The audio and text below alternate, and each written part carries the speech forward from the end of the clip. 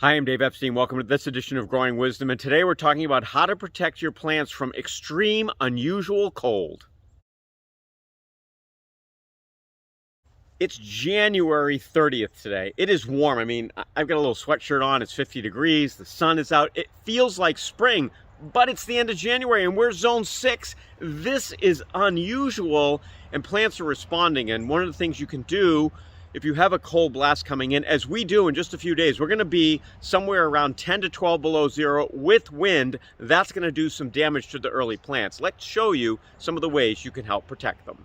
Wiltproof is an anti-desiccant that prevents moisture loss and can really help with the cold. So this is one of the things I use on my tender rhododendron and also on my hydrangea. So if you have this and you're about to experience extreme cold, not a bad idea, just follow the directions.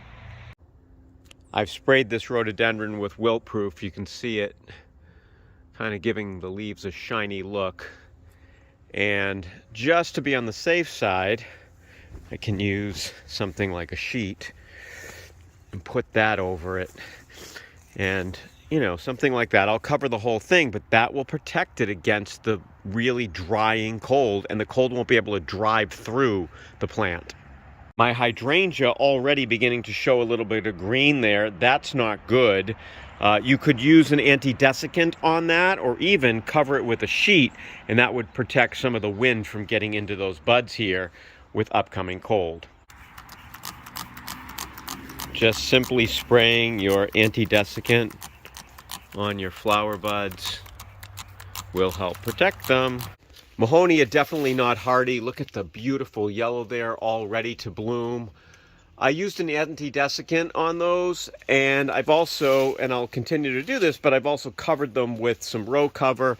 And you can see here, we've got them really tightly wrapped under there, and this hopefully will protect them. This is the one thing that can really work, a sheet or row cover. Now obviously this is old. I'll have to put another piece over that because it's got too many holes on it, but you want it tight like that. And especially in a year where we've been so warm, hopefully I can save some of those buds. Hellebore are super hardy. They're not going to be killed by even the extreme cold we have coming, but see how this bud's a little open? That worries me a little. Normally they're much tighter, more like this.